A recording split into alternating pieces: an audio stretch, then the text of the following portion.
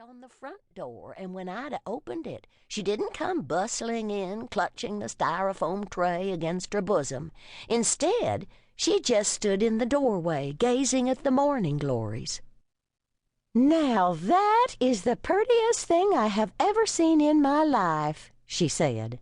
And right then Ida realized why she had not been able to just cut the vines off at the window and drag them out. The new Meals on Wheels girl didn't just set the styrofoam tray down on the kitchen table and arrange the plastic spoon and fork and paper napkin with little twitchy, snatchy movements, then flounce out with a "Have a nice day." The new Meals on Wheels girl got one of Ida's good plates out of the dining room cupboard and rummaged around in drawers until she found a proper spoon and fork. "You shouldn't have to eat off plastic," she said. Ida had to wash the dishes after she ate, but she didn't mind.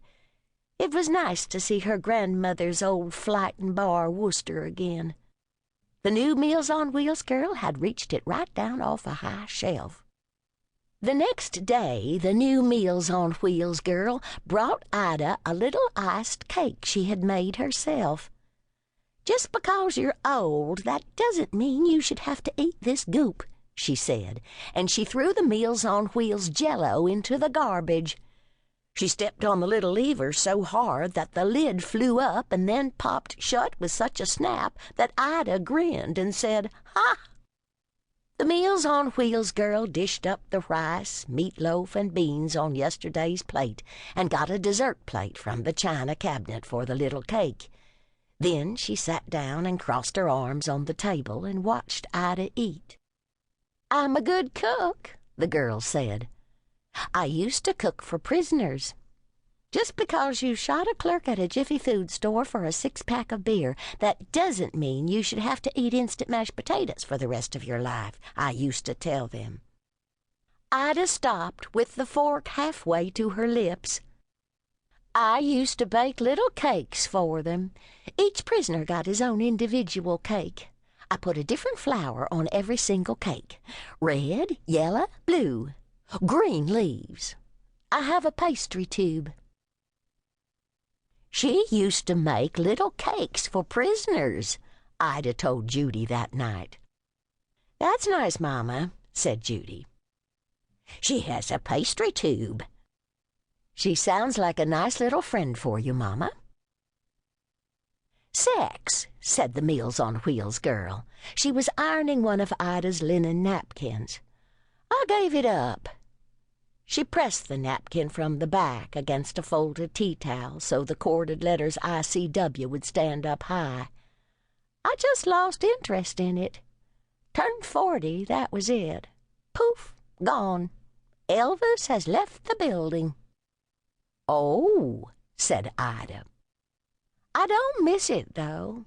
Now I have more energy for other things. My mind is freed up." The girl folded the napkin in threes with the raised letters in the center, poured jasmine tea into Ida's blue and white teacup, and put 3 little biscuits on a dish. "Devonshire scones," she said. "They're flavored with rose water." Ida had forgotten how beautiful good tea looked in a fine cup, the gold against the white. She took a sip, then she said boldly, "Sometimes your mind can be too free." "Yeah?" "Yes. Sometimes your mind might tell you that Richard Nixon is in the kitchen cooking eggs late at night." Ida had never told anyone about Richard Nixon. They had put her old friend Louise into Shady Rest nursing home after she told her niece that John James Audubon was living in her attic, and it had been all downhill from there. But the Meals on Wheels girl didn't even flinch. "Fried or scrambled?" she said. "Well," said Ida, nibbling on a scone, "they were scrambled eggs." The Meals on Wheels girl said, "You couldn't pay me to eat an egg cooked by Richard Nixon." Ida smiled, and the Meals on Wheels girl smiled back. The whole room